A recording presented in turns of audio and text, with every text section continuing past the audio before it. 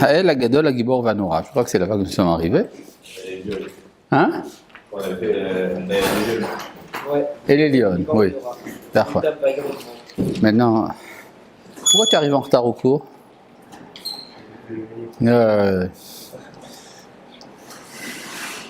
Raconte ça au directeur.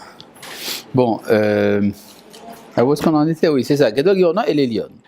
Mais j'ai commencé à m'arrêter un peu sur Gadol Gibor et Nora. J'avais rappelé Yirmiyahu et tous ces machins-là. Vous vous rappelez? Non. Bon. C'est 3 mois. Donc tu t'en rappelles? Oui, dans la Torah, Moshe dit Ael Agadol Agibor Vanora. Il le dit dans le livre de Devarim, dans son discours avant son décès. Et l'expression employée par Moshe, c'est comme ça: Ki Hashem Elohechem, Hu Elohea Elohim Vadoneh Haadonim, Ael Agadol Agibor Vanora. Ce qui veut dire, l'Éternel, votre Dieu, il est le Dieu des dieux et le maître des maîtres, le Dieu grand, vaillant et redoutable. Alors c'est quoi cette histoire? L'Éternel, votre Dieu, Hashem Elohechem, qui c'est ce votre auquel il s'adresse? À Israël. D'accord? Selon le Pshat, ce n'est pas l'opinion du Rambam, mais disons que selon le Pshat, il s'adresse au peuple d'Israël. Et quand il dit au peuple d'Israël, Hashem Elohechem, Hu Elohea Elohim, il est le Dieu des dieux. Chez qui?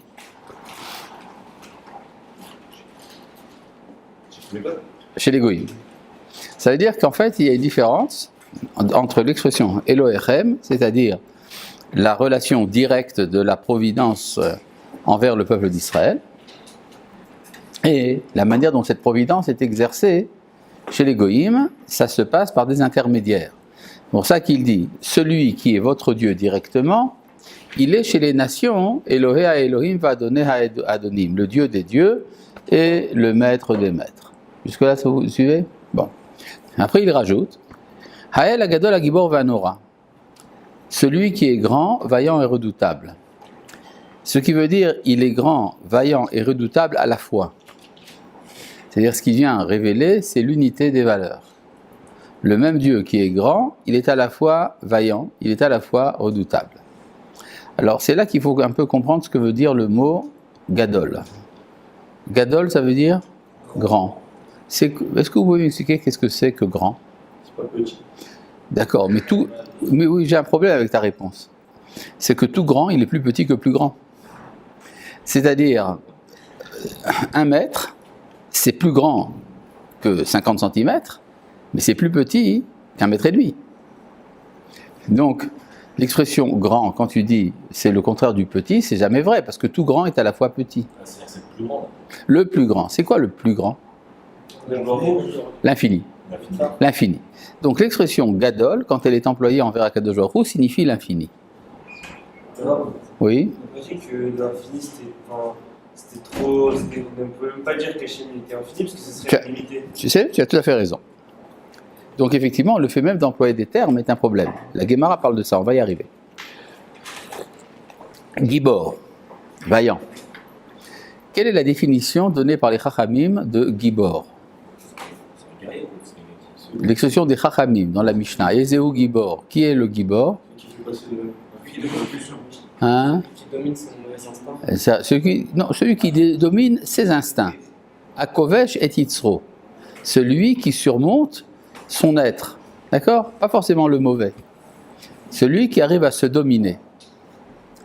Donc si je dis que Dieu est Gibor, ça veut dire qu'il domine son instinct. Quel est l'instinct que Akadosh Baruch Hu doit dominer? Pourquoi nous détruire? Qu'est-ce qu'on a fait de mal?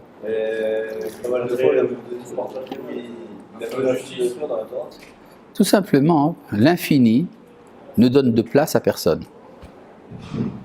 Si l'infini est véritablement infini, il est absolu. Donc il y a de place pour personne d'autre. Donc le fait même que Dieu ait créé le monde, c'est une manière pour lui d'être Gibor. Il donne la place à un autre, donc il se retire. Donc c'est plus infini. Donc c'est plus infini. Donc Gibor, ça veut dire le plus petit, absolument. Si Gadol veut dire l'infini, et que Gibor, c'est la négation de l'infini. Donc, si Gadol, c'est le plus grand, Gibor, c'est le plus petit. Donc c'est fini. Plus que fini, c'est infiniment petit. C'est un point. C'est infini alors. Enfin, Oui, mais c'est le contraire. C'est pas défini. C'est possible, mais c'est le contraire. C'est-à-dire, si Dieu, il est infini, il n'y a de place pour personne d'autre. S'il est Gibor, il laisse la place à l'autre, et donc il n'est pas infini. Il est tout à la fin, quoi. Donc il est tout à la fois. Gadol et Gibor en même temps. C'est au-delà des perceptions humaines. Hein? C'est au-delà des perceptions humaines. Exactement. Et maintenant, qu'est-ce qu'il en est de Nora? C'est au-delà. Redoutable. En quoi est-ce que Dieu, il est Nora? C'est le milieu. Il fait l'équilibre entre les deux. D'accord? C'est l'équilibre. L'équilibre entre l'infiniment grand et l'infiniment petit. D'accord? Et ça se révèle à travers nos trois patriarches, Abraham, Yitzhak et Yaakov. C'est ça, Jim. Et après c'est Din Rachamim, on veut dire ce que révèle Abraham, c'est l'infinité du Créateur, et Yitzhak, son infini retirement, et Yaakov, le fait qu'il est les deux à la fois. Donc Gadol, Gibor et Nora, ce sont les extrémités de l'entendement humain. Quoi? Oui. Bon. Donc Gadol, Gibor et Nora. Maintenant, la Gemara dit que Moshe a dit Gadol, Gibor et Nora, et puis Jérémie, le prophète, quand il a vu que les assiégeants de Jérusalem allaient bientôt rentrer dans la ville, il a dit Hael Gadol ve Gibor. Il n'a pas dit à Nora. Il dit pourquoi? Parce que si ses ennemis peuvent rentrer dans son sanctuaire, il est plus redoutable. C'est voulu encore. Hein? C'est voulu encore. C'est quoi? Vouli. Vouli? Limite. Oh, ouais. C'est voulu. C'est une Vouli? expression marlaka sur la tête, on va dire. Vouli, ça veut dire Pendant le gvoul, genre qui a la limite. ah, Gvouli. Ah, j'ai Gvouli avec ah, Ge. D'accord. Ouais, bon. Parce que c'est Oui, maintenant, énormément limité de Dieu. maintenant, quand Daniel a fait la prière, quand il était à Babel, il fait sa prière, il dit à El Agadol ve Nora, il ne dit pas Gibor. Il ne dit pas Gibor, la Gemara dit pourquoi? Parce que si ses enfants sont dispersés, Daniel, si ses enfants sont dispersés parmi les nations, donc il n'est plus Gibor. Il y en a qui a pas dit Gadol, par exemple. Alors, c'est ça le grand problème. Là, après, il y a eu le retour au temps de Ezra, et les hommes de la grande assemblée, Anshe Knesset Agdola, ont fait une grande prière dans laquelle ils ont dit que Dieu était Gadol, Gibor, Venora. Pourquoi? Parce qu'il dit, si une brebis a tenu au milieu de 70 loups, grand est le berger qui l'a sauvé. D'accord? Donc ça veut dire qu'on pouvait peut-être penser qu'il fallait supprimer le mot Gadol. Mais les Anshe Knesset Agdola n'ont pas supprimé le mot Gadol, ils sont rentrés dans la profondeur des choses, et donc ils ont redit Gadol, Gibor et Nora. La Gemara, dans le traité de Berachot et dans le traité de Megillah, dit que si n'était-ce que Moshe a employé cette expression, Gadol, Gibor, Venora, et que les Anshe Knesset Agdola ont eux aussi employé cette expression de Gadol, Gibor, Venora, on ne pourrait même pas le dire dans la prière. Parce qu'on ne peut pas employer des mots pour parler de Dieu, comme tu l'as si bien dit. Et pourtant, comme Moshe et les Anshe Knesset Agdola l'ont dit, alors on peut le dire. Alors, j'ai un paquet de questions sur ce que je viens de dire. Première question, c'est pourquoi est-ce que Moshe se permet de le dire? Gadol, Gibor et Nora. Réponse. Comment? Non, c'est lui qui le dit, et après Dieu lui dit, tu as bien parlé, écris ça dans la Torah. C'est ça le livre de Devarim. Le livre de Devarim, c'est les paroles de Moshe, qu'Akadosh Baruch Hu a accepté, et qu'il a introduit dans la Torah. Donc pourquoi est-ce que... Un degré qui est inférieur par rapport aux autres livres? Non, c'est une autre forme de la Torah. C'est la racine de la Torah chez Béal Pé. Bon, mais Moshe, comment se fait-il qu'il se permet de le dire? Réponse. C'est parce qu'il comprend que Gadol, Gibor et Nora, ce sont les extrémités de l'entendement humain. Au niveau de l'entendement humain, on peut dire plus que Gadol, ou moins que Gibor, ou autre chose que Nora. D'accord? Bon. Maintenant, comment est-ce que Yirmiyahu et Daniel se sont permis de supprimer des mots qui sont dans la Torah? C'est-à-dire, si je demandais à Yirmiyahu, Je lui dis, monsieur le prophète, au fait, vous croyez en la Torah, vous? Qu'est-ce qu'il me répondrait? Ben, bien sûr, j'y crois. Et alors, est-ce que tu crois que Moshe a raison quand il dit Gadol, Gibor et Nora? Bien sûr qu'il a raison. Alors pourquoi toi tu ne dis pas? Maintenant, je veux agrandir la question. Comment se fait-il que les Anshei Knesset Agdola avaient besoin d'une preuve pour dire que Moshe a le droit de dire Gadol, Gibor et Nora? Ils ont amené la preuve de la brebis parmi les 70 loups. D'accord? La réponse est qu'il y a une différence entre l'étude et la prière.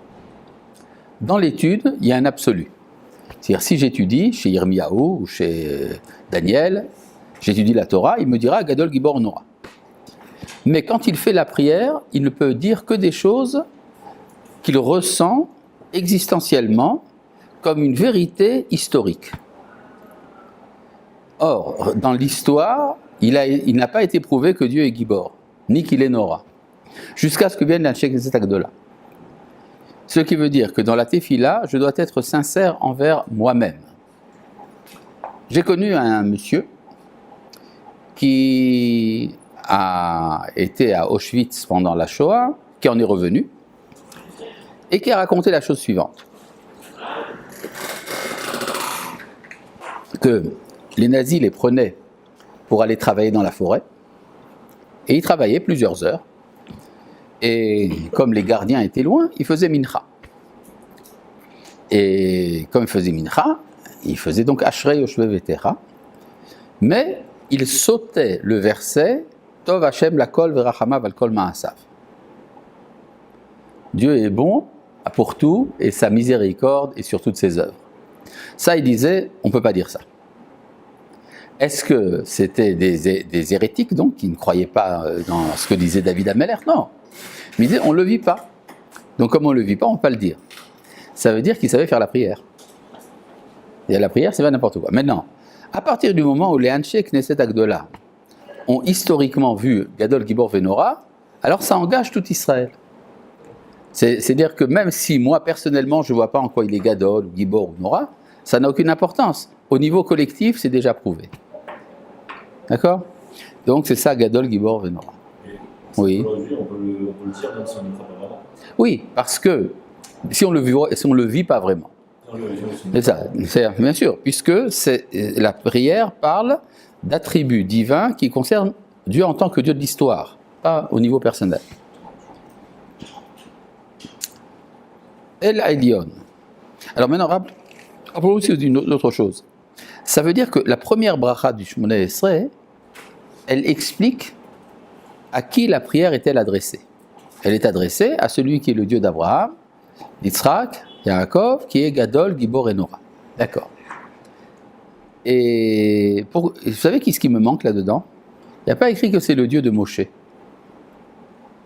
Or, la Torah, elle nous vient de Moshe. Donc on s'attendrait à ce qu'on adresse la prière au Dieu de Moshe.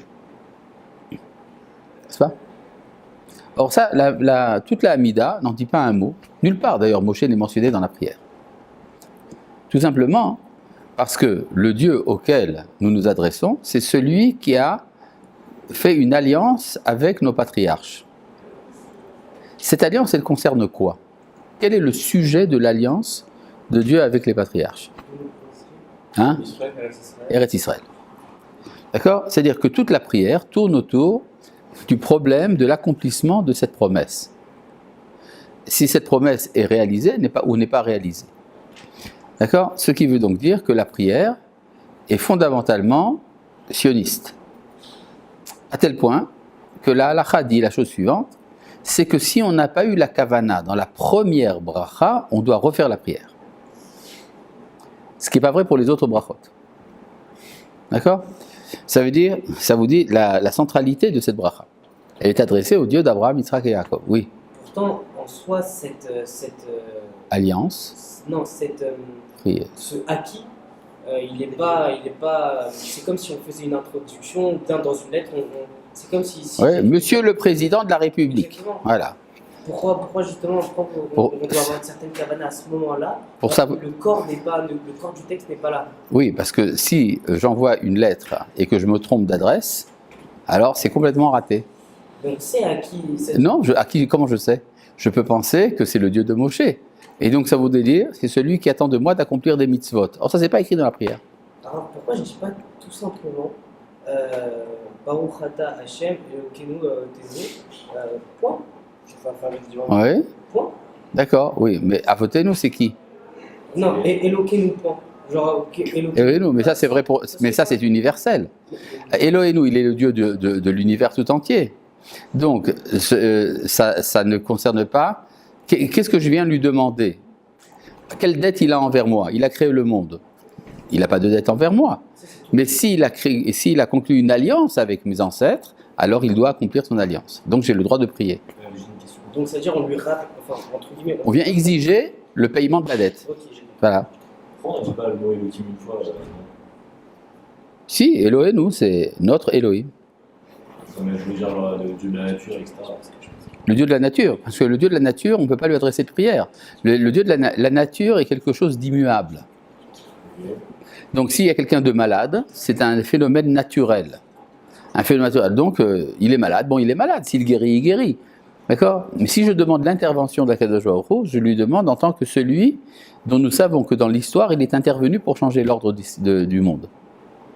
C'est Hachem, Yud Kei Vav Kei. Ouais. Oui. C'est pas un peu culotté de dire à Dieu paye ta dette? Oui. C'est de la chutzpah énorme. C'est-à-dire, ça fait partie donc des débats que nous avons eus dans les premiers cours sur la tefila. Quand j'ai essayé de vous convaincre qu'il est impossible de faire la tefila. D'accord? Et tu étais dans ce cours? Oui, d'accord. Oui. Et la réponse c'est que c'est Akadosh Baruch Hu qui veut qu'on le fasse. D'accord? Bon. Il y a un chidouche d'ailleurs très beau du Rav Yitzhak Hutner. Le Rav Yitzhak Hutner, qui est auteur du Pachad Yitzhak, qui a été d'ailleurs à un moment un élève du Rav Kook et qui avait sa yeshiva à New York. Dans le Pachad Yitzhak, il dit pourquoi on a le droit de mettre Dieu à l'épreuve par le Maaser. Vous savez, la Gemara dit on n'a pas le droit de mettre. La Torah dit l'Otenaso et Hashem Elohim. On n'a pas le droit de mettre Dieu à l'épreuve. Mais pour le Maaser, oui. D'où est-ce que. Oui, c'est-à-dire qu'on dit voilà, j'ai donné le Maaser, donc tu dois me donner ta bénédiction, etc., ma réussite. Et alors Rav Hutner explique que c'est parce que Dieu a créé le monde avec 10 paroles. Les 9 premières paroles, ça marche très bien, que le ciel soit, qu'il y ait la lumière, qu'il y ait ça très bien. Et puis après, dans la 10e parole, il a créé l'homme. C'est une bonne chose ou pas une bonne chose? Il l'a bien créé, mais il lui a donné du Yetzer Hara. Alors le Yetzer Hara, c'est quoi? C'est une épreuve. Donc avec 1/10 de ces paroles, sert à nous mettre à l'épreuve. Donc il y a réciprocité. Avec 1/10 de nos biens, on va le mettre à l'épreuve. D'accord? C'est-à-dire qu'on a le droit, quand on donne le massage, de dire. Oui, je vais vérifier. Exactement. On peut cibler la bracha. Hein, on peut? On peut cibler la bracha. J'en sais rien. Bon. Oui. Quoi? Sdom? Guidon? Et alors, qu'est-ce qu'il y a Guidon? Il a mis Dieu 2 fois à l'épreuve. Oui, bon, ça, il faut étudier donc le livre de Shoftim. Comprendre ce qui s'est passé là-bas. Il y a un très bel article sur Guidon de Elie Wiesel. Elie Wiesel a écrit un livre à la fin de sa vie, des commentaires sur le Tanakh. Hein? Ouais. Il a écrit à la fin de sa vie un petit livre, en français d'ailleurs. Et là-bas, il y a quelque chose comme une 15aine de pages sur Guidon. Ça vaut la peine de voir. Alors, il pose sa question, entre autres. Ouais. Bon. D'ailleurs, il dit, c'est le prophète qui doutait. Il avait des doutes tout le temps. Il dit, et c'est pour ça que je l'aime, dit-il. Ouais. Bon, revenons à... Bon, les prophètes, c'est leur relation envers Dieu, c'est tout un problème. Le livre de Yona, par exemple. Oui. Yona s'oppose au projet d'Akadosh Baruch Hu. Dieu dit, voilà, on va leur faire teshuva. Il dit, non, je ne suis pas d'accord. De qui tu es? D'accord? Bon. Ça fait partie des tentatives de réponse. Mais si on voit le pshat du livre de Yona, il s'oppose au principe même de la teshuva. D'accord? Il y en a qui ne devaient pas influencer le peuple juif. Qui donne. C'est-à-dire, on a eu un... Bon, j'ai compris. Non, écoute, on ne va pas développer. D'accord. Le débat est passionnant, mais on fait le sidour, là. Bon. Donc, Adegadol Gibor Vanora, et l'Elyon, ça on avait vu. Maintenant, il y a ici 3 attributs qui sont des dérivés des 3 premiers attributs, de Gadol, Gibor et Nora. Gomel Chassadim Tovim, Kone Akol, Zocher Hasde Avot. Qui pourvoit des bonnes bontés, qui est l'auteur de tout, et qui se souvient des bontés des patriarches. Alors, Gomel Chassadim Tovim, Gomel Chesed, Chesed c'est la Mida d'Abraham. Kone Akol, celui à qui tout revient, c'est la Mida d'Yitzhak, Mida Tadin, il est prêt à sacrifier son être. Et Zocher Hasde Avot, il se souvient des grâces des Avot pour fixer son alliance avec eux. Oui, c'est Yaakov. Maintenant, je voudrais rentrer un peu plus dans le détail. D'abord, Gomel Chassadim Tovim, qui pourvoit des bonnes bontés. Chassadim Tovim. Ça suppose que si on dit à Kadosh Baruch Hu qu'il donne des bonnes bontés, ça veut dire qu'il y a également des mauvaises bontés. D'accord ? C'est quoi une mauvaise bonté ? D'abord, c'est quoi une bonté ? Une bonté, c'est donner. D'accord ? Je donne. Mais je peux parfois donner du bien. Par exemple, si quelqu'un me dit donne-moi une cigarette et que je lui donne, c'est une bonne bonté ou une mauvaise bonté ? Une mauvaise bonté, puisque la cigarette, ça fait du mal. D'accord ? Imaginez par exemple le type qui dit voilà, j'ai pas d'argent, j'ai besoin de m'acheter un revolver pour me suicider. Est-ce que tu veux bien me prêter 200 shekels pour que je puisse payer le premier paiement ? J'en sais rien, s'il se rate. D'accord ? C'est comme le type qui essaye de se suicider et qui après, il n'a pas réussi. Il va voir le rabbin, il dit monsieur le rabbin, je me suis pendu. Le rabbin lui dit repens-toi. Ouais. Et donc, oui, donc quand on dit Gomel Chassadim Tovim, ça veut dire que la bonté est véritablement bonne, ce qui n'est pas toujours évident. Quand on fait une bonté à quelqu'un, on ne sait pas si la bonté qu'on lui fait est une bonne bonté. Gomel Chassadim Tovim. Kone Akol, il est l'auteur de tout. En quoi il est l'auteur de tout ? Puisqu'il a laissé la place à tout. Puisqu'on a vu Gibor. Le Gibor, c'était Kovesh et Titzro, celui qui se domine. Dieu domine son infinité. Donc il est Kone Akol. Tout lui revient. Vezocher Hasde Avot. Il se souvient des bontés des Avot. Alors là, ce terme est extrêmement compliqué. On connaît, il y a une expression bien connue, Zechut Avot, le mérite des ancêtres. Quoi ? Pendant la série, j'avais une question. Oui, quoi ? Il y a marqué, je ne sais plus où exactement, mais en gros, comme quoi tout le srout de nos pères, on l'a utilisé un peu plus. Dilapidé. Un peu plus s'en servir. Oui, alors ? Et alors, comment ça se fait que. Est-ce qu'il y a écrit ici Zechut Avot ? Ah, mais vous avez dit ça. Non, justement, mais dans la prière, il n'y a pas écrit Zechut Avot. Ah, D'accord, donc je reviens maintenant, il y a une expression, Zechut Avot, le mérite de nos pères. Il y a une, quoi ? Gomel, c'est qui donne des... Qui pourvoit. Ouais, pourvoit. Mais ça, on a déjà passé. Oui. Oui, bon. Je reviens donc à l'expression Zechut Avot, le mérite des Avot. Il y a une autre expression qui est Berit Avot, l'alliance des Avot. Et là, nous avons une troisième expression, Hasde Avot. Donc, c'est probablement pas la même chose. Alors, le Zechut Avot, c'est le mérite des ancêtres. C'est quoi un mérite des ancêtres ? Par exemple, j'étais copain d'un ami et je l'ai beaucoup aimé. Un beau jour, je rencontre son arrière-petit-fils et je lui dis, quand je te vois, ça me rappelle ton arrière-grand-père. Donc, par le mérite de ton arrière-grand-père, puisque tu lui ressembles, puisqu'il y a une trace qu'il a laissée en toi, donc tu vas recevoir de ma part une faveur. Alors, je te donne quelque chose, pas à cause de tes actes, mais à cause de l'identité que tu représentes. Tu représentes ton arrière-grand-père que j'ai beaucoup aimé, c'est ça le Zechut Avot. D'accord ? Or, ça s'estompe à partir d'un certain moment. Après 15 générations, on ne voit plus l'ancêtre. Et c'est pour ça que la Gemara dit dans le traité de Shabbat que le Zechut Avot a été dilapidé. Il n'y a plus, le Zechut Avot n'est plus utilisable. Le compte en banque est vide. Tu connais ce texte ? Il y a un texte qui dit dans la Gemara que le Zechut Avot est épuisé. Oui, oui. Dans Maseret Shabbat. Oui, bon. Et donc, il y a tout un débat dans la Gemara pour savoir à quel moment de l'histoire c'était fini. Alors il y a là-bas, je crois, Hein? Ça va la Gemara. C'est dans la Gemara. Oui. Si c'est dans la Gemara, c'est que c'était avant. Oui, c'est au temps de la Gemara, le Zerut Avot est fini. Mais il est fini depuis très longtemps, déjà à l'époque du Tanakh. Tout le problème de savoir à quelle époque c'était fini. Alors, la Gemara amène 4 opinions différentes, 4 ou 5, je ne sais plus très bien, mais différentes opinions, à partir de quel moment c'est fini.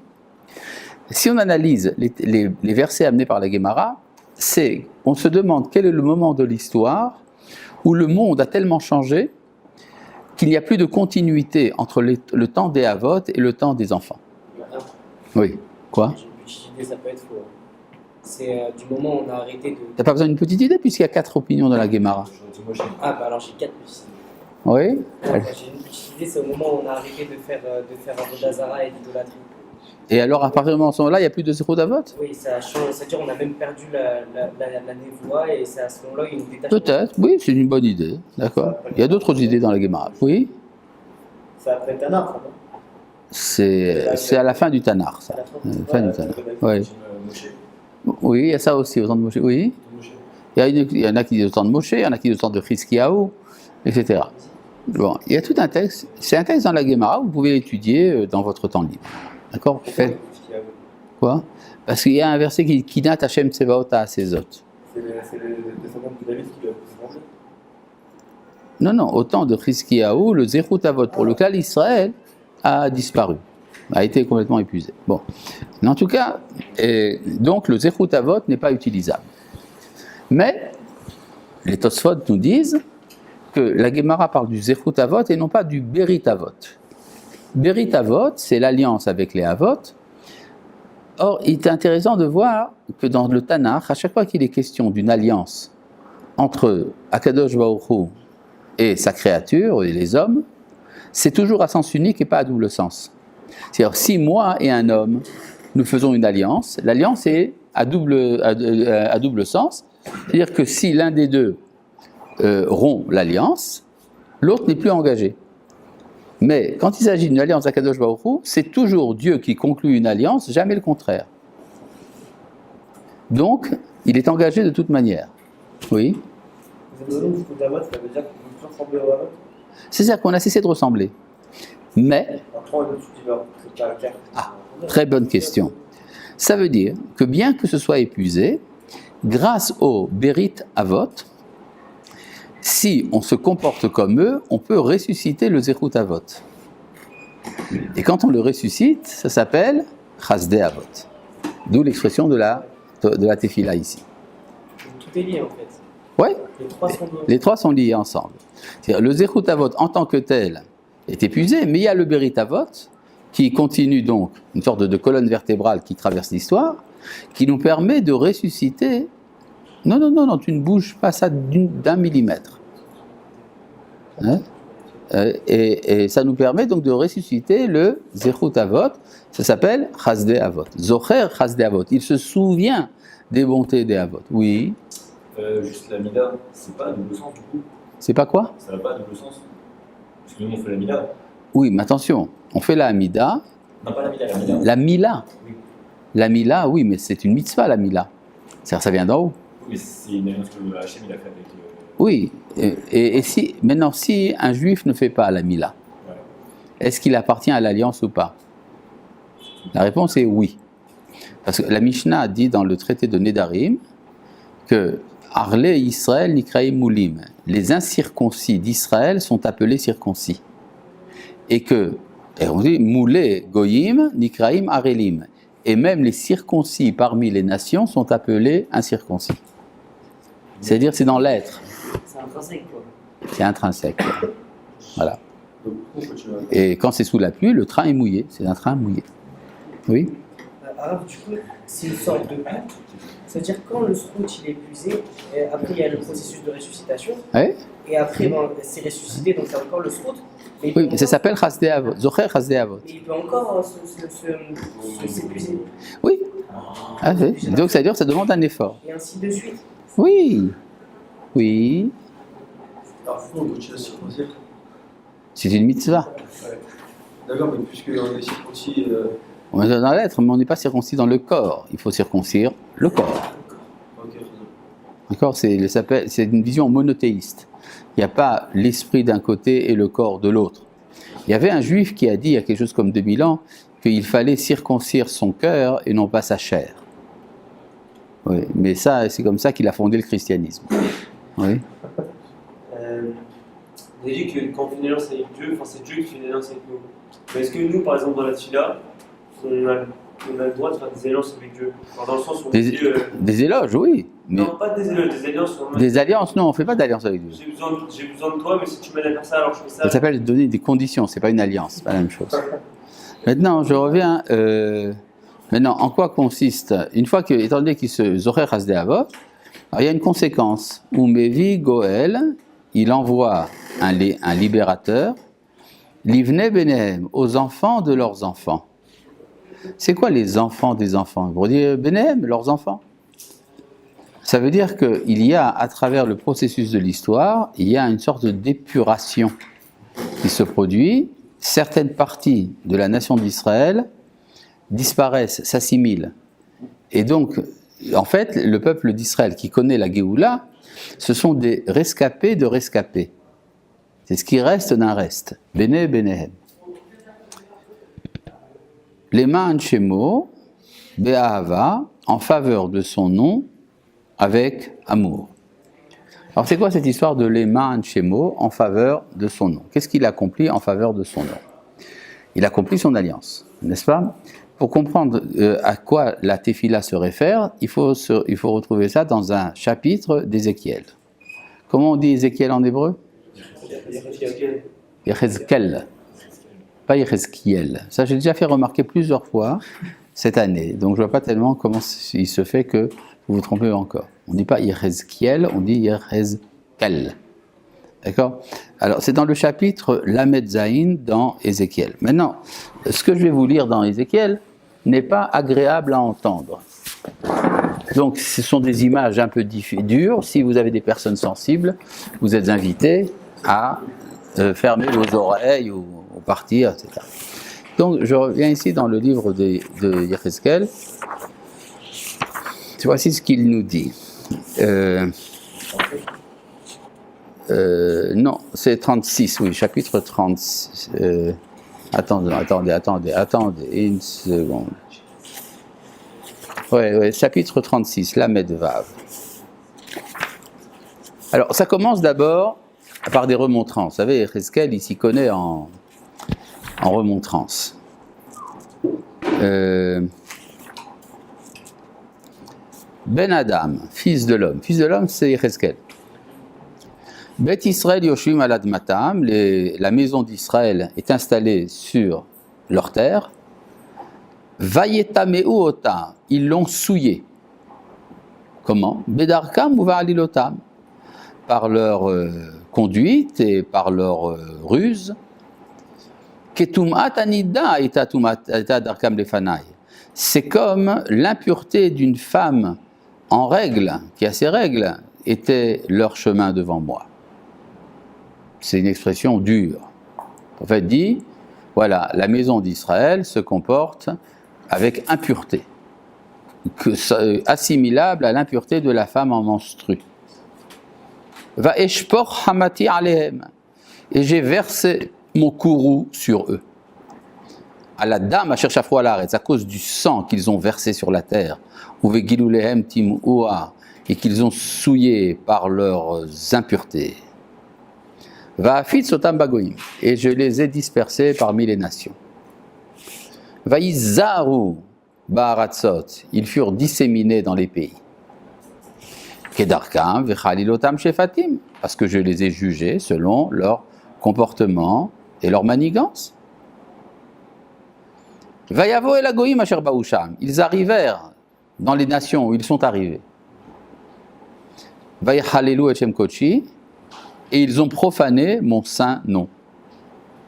C'est-à-dire, non seulement ils se sont mal comportés en Eretz Israël, mais je les ai envoyés en Galoute. Et en Galoute, ils ont profané mon nom. Comment ils ont profané mon nom? Behemor lahem, parce qu'on disait d'eux, Am Hashem elle ou me'artso yatsaou. Eux, le peuple de Dieu, ils sont sortis de son pays. Donc, qu'est-ce qui est la profanation du nom de Dieu dans la Galoute? le fait que les goïms voient que nous sommes en galoute. Indépendamment du comportement. D'accord? Que la boucherie soit cachère ou pas, ou que la synagogue soit pleine ou pas. C'est en soi une profanation du nom de Dieu. C'est ce que dit le prophète. Je propose de supprimer ces passages d'Ézéchiel dans toutes les synagogues de Galoute.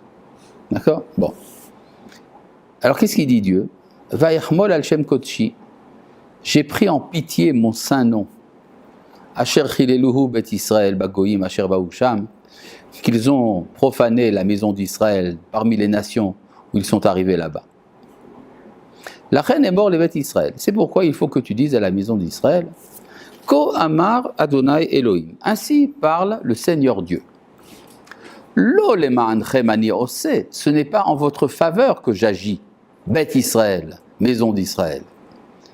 Ki im leshem kodshi asher hilaltem bagoyim asher batem sham. Mais je fais ça en faveur de mon saint nom que vous avez profané parmi les nations où vous êtes arrivés. Et je sanctifierai mon saint nom, mon grand nom, qui a été profané parmi les nations, que vous avez profané en leur sein. Et alors les nations sauront que je suis Dieu, parole du Seigneur éternel, lorsque je serai sanctifié en vous à leurs yeux. Donc, quelle est la motivation d'Akadosh Baruch Hu de nous libérer? D'après le texte. Pour sanctifier son nom. C'est-à-dire, il s'en fiche pas mal de savoir si on a le mérite ou pas. Ce qui est important pour lui, c'est que son nom cesse d'être profané. Oui? Oui, mais le fait que son nom ne soit plus profané, c'est justement pour promouvoir un retour potentiel, c'est censé être nous qui le... Non, c'est pas écrit. Velakarti etrem minagoyim, je vous prendrai de parmi les nations. Vekibatsi etrem mikola haratzot, je vous rassemblerai de tous les pays. Veveti etrem eladmatrem, et je vous amènerai à votre terre. Vezarakti alechem maim teorim uthartem, mikol tumotechem, mikol giulechem ataeretrem, je verserai sur vous de l'eau pure. Et alors vous serez purifiés de toutes vos impuretés et de toutes vos souillures. Venatati lachem lev chadash, et alors je vous donnerai un cœur nouveau. Veruach chadasha eten bekir bechem, et je mettrai en vous un nouveau et un nouvel esprit. Là je saute 4 ou 5 versets et ça finit par Lo lema'anchem ani oseh neum Adonai Elohim, ce n'est pas en votre faveur que j'agis, parole du Seigneur Dieu. Yivada lachem, sachez-le, Boshu veikalmu, ayez honte, Midarchechem bet Israël, de votre chemin, maison d'Israël. Donc, qu'est-ce qu'il nous dit ici le prophète? Il nous explique qu'est-ce que c'est que les deux mots, les ma'an shemo. Mevi Goel livne benehem, il envoie un libérateur aux enfants de leurs enfants. Pourquoi est-ce qu'il le fait? Les ma'an shemo. C'est quoi la référence de la question? Le chapitre Lamed Vav. Oui. C'est pas aussi parce que dans la Torah, il y a marqué que quand Moshe il avait une discussion avec Dieu, Dieu lui a dit que je vais détruire le peuple. Oui, alors? Il lui a dit ne le détruis pas parce que sinon les autres nations. Il y aura un chilul Hashem, exactement. Dire que ce qui convainc le bon Dieu, c'est qu'est-ce que vont dire les goïms. C'est ça l'argument, le poker. Le poker, quand on est en débat avec Akadosh Baruch Hu, c'est lui dire si tu nous fais ça, va, les goïms vont mal comprendre. Ça veut dire que comme Moshe il lui a dit ne les renvoie pas, c'était pas un brite? Ne les renvoie pas. C'est-à-dire que quand Moshe se débat pour leur dire ne les envoie pas en galoute, laisse-les rentrer. Quand est-ce que tu as vu que Moshe demande une chose pareille? Non, pardon, ne détruis pas. Ne détruis pas, c'est autre chose. Ne détruis pas ton peuple.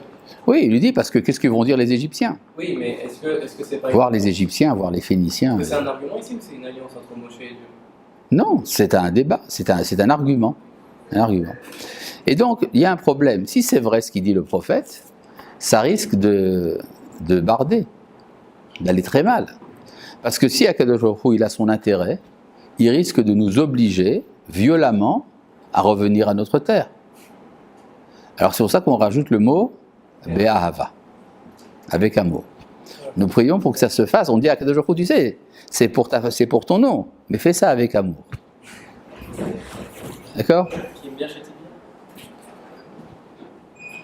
Melech Ozer, ou Moshiach, ou Magen. Quoi, oui.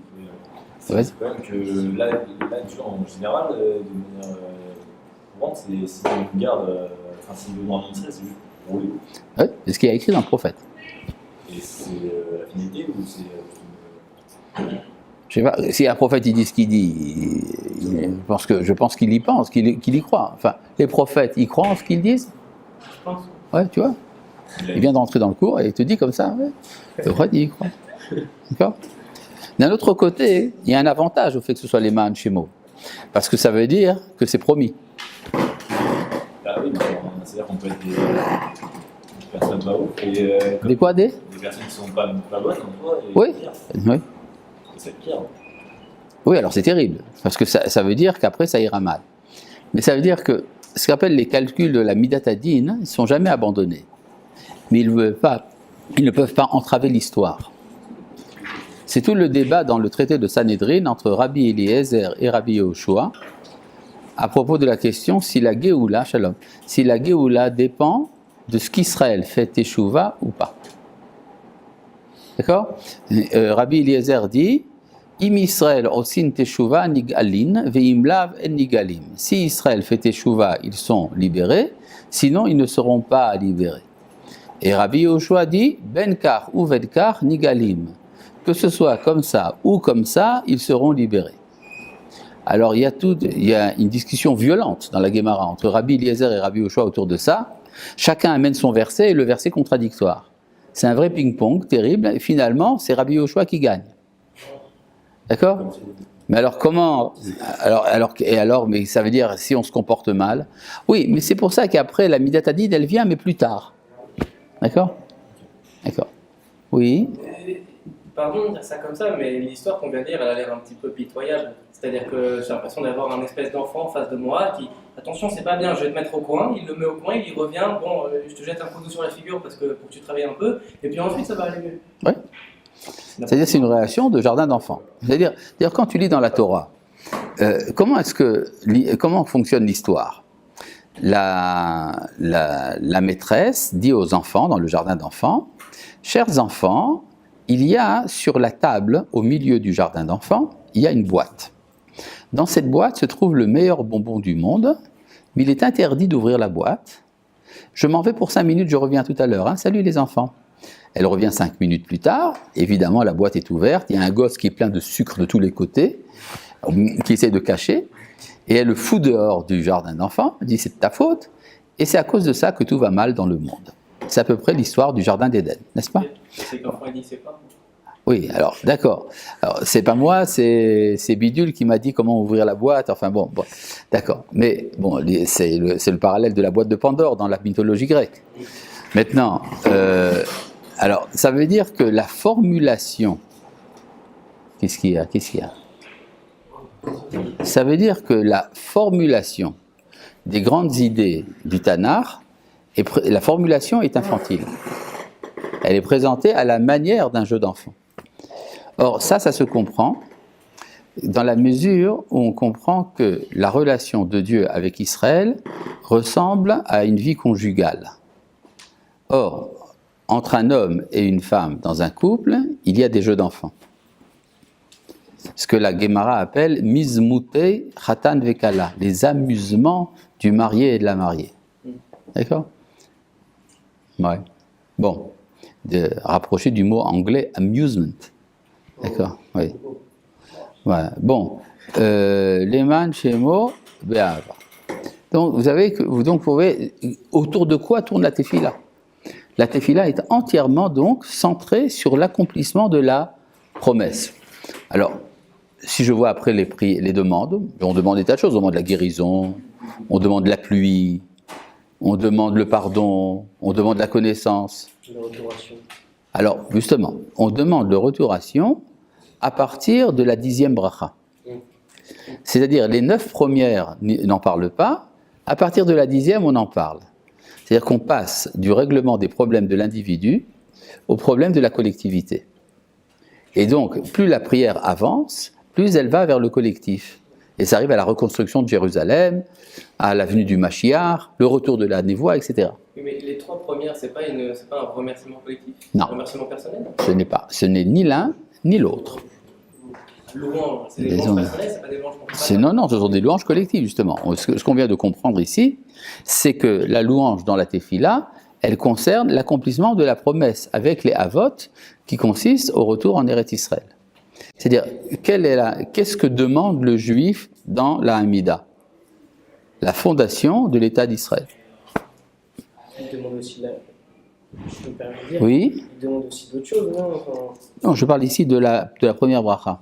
La première bracha nous explique que toute la prière a pour finalité l'accomplissement de l'alliance.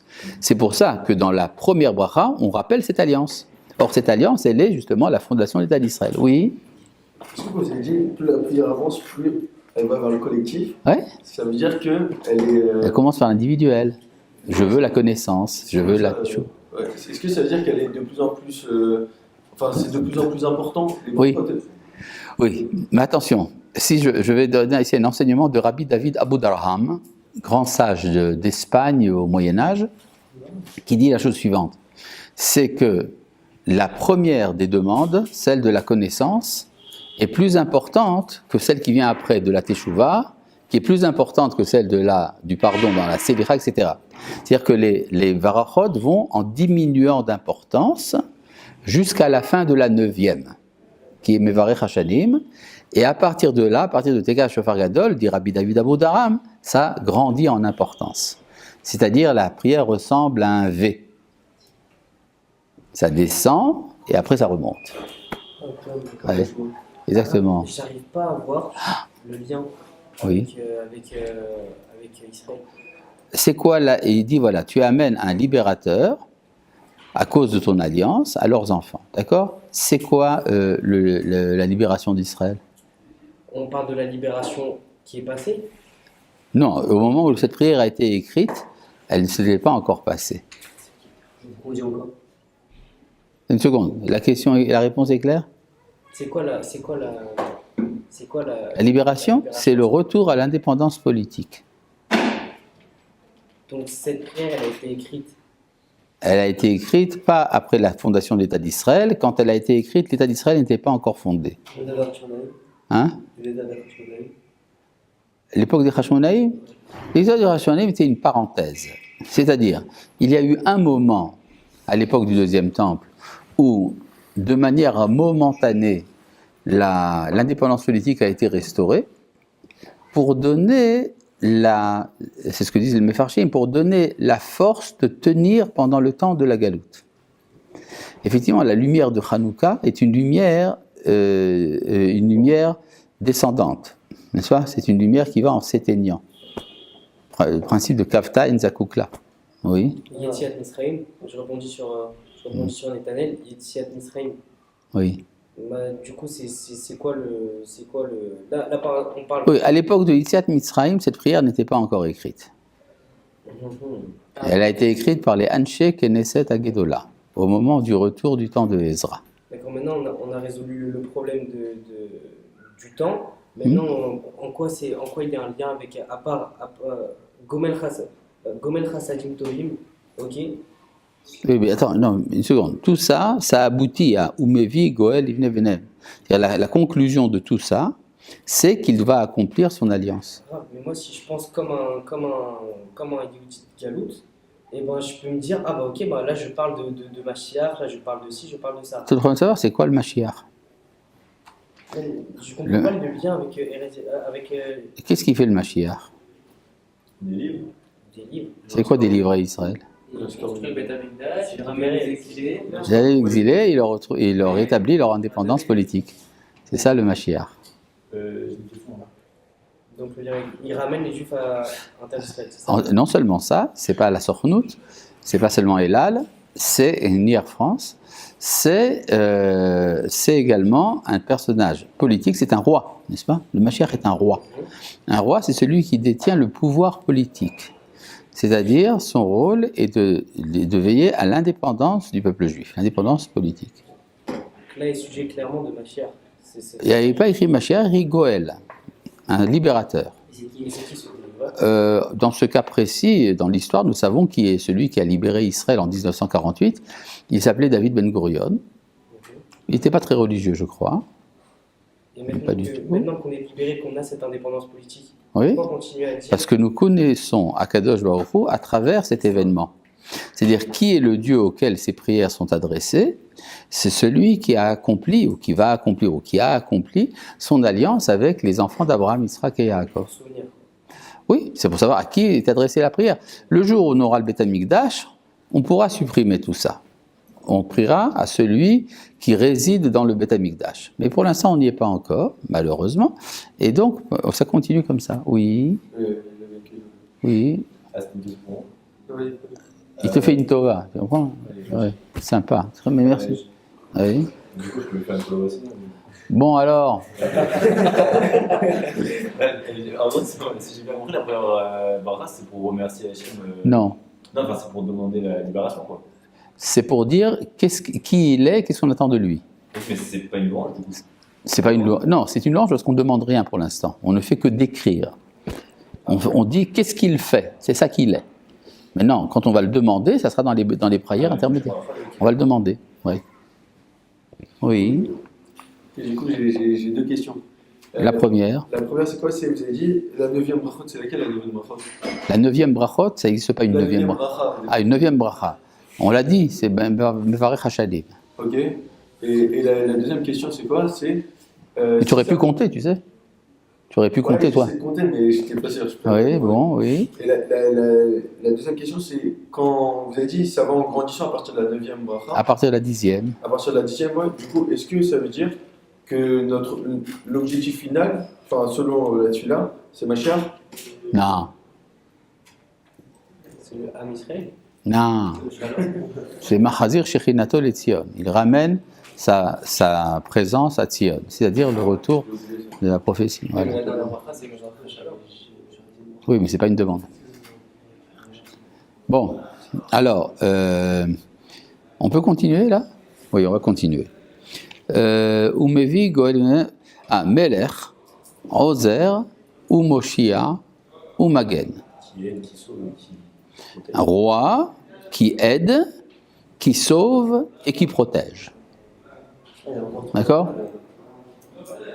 Alors, c'est quoi ça? Il y a encore trois. Ah, une seconde, on doit tout vous expliquer. Je suis là pour tout vous expliquer. Bon. Merci. C'est gratuit. Il y a une différence fondamentale entre Ozer et Moshia. Aide et sauve. Si j'aide quelqu'un, ça veut dire qu'il a fait un effort. Je l'aide. Donc, il fait quelque chose, mais je l'aide. Tandis que si je le sauve, il n'a rien fait. Je le sauve entièrement, qu'il fasse ou qu'il ne fasse pas. N'est-ce pas? Bah, Géoussi, on ne fait rien. Alors, en fait, ce sont deux modalités différentes de la Géoula. Il y a une Géoula dans laquelle nous participons par notre mérite, et il y a une Géoula qui se fait sans mérite. Vous vous rappelez qu'il y a une marloquette entre Rabbi Eliezer et Rabbi Yoshua pour savoir si la Géoula dépend de nos efforts? Et qui c'est qui dit que ça dépend de nos efforts? Rabbi Eliezer, Dieu aide, Ozer. Tandis que celui qui dit que ça ne dépend pas de nos efforts, c'est Rabbi Yoshua, Dieu sauve. Et voilà. Oui. Donc, en fait, ce sont deux modalités. D'ailleurs, on voit également, au moment de l'entrée en Israël du temps de Yehoshua, le roi s'appelle Yehoshua et le grand prêtre s'appelle El-Hazar. El-Hazar, Dieu aide. De même, à l'époque de Ezra, alors vous avez le grand prêtre qui s'appelle Ezra, celui qui aide, et Ezra, et c'est le dirigeant, pardon, et le grand prêtre s'appelle Yehoshua. Il est mentionné dans l'Haftarat Hanouka, Yehoshua à Kohen Agadol. De même, pour la troisième rédemption, vous avez les deux éléments, Rabbi Eliezer et Rabbi Yehoshua. Donc on dit à Kadosh Baruch Hu, il est soit Ozer, soit Moshia. Si on fait le travail, alors il est Ozer, si on ne fait pas le travail, il est Moshia. Hein? C'est ça. Aide-toi, le ciel t'aidera, disent les Français. Oui. Maintenant, le problème de savoir, Rabbi Eliezer et Rabbi Yehoshua, il pose quand même une question de poids. C'est-à-dire, la Torah nous a promis la Géoula. Or, l'un dit ça dépend de la Teshuvah, l'autre dit ça ne dépend pas de la Teshuvah. On aimerait bien qu'il y ait un verset dans la Torah pour trancher dans ce débat. Est-ce qu'il y a un verset dans la Torah que Rabbi Eliezer ou Rabbi Yoshua a oublié? Non. Alors ça, on le verra la prochaine fois. Shalom.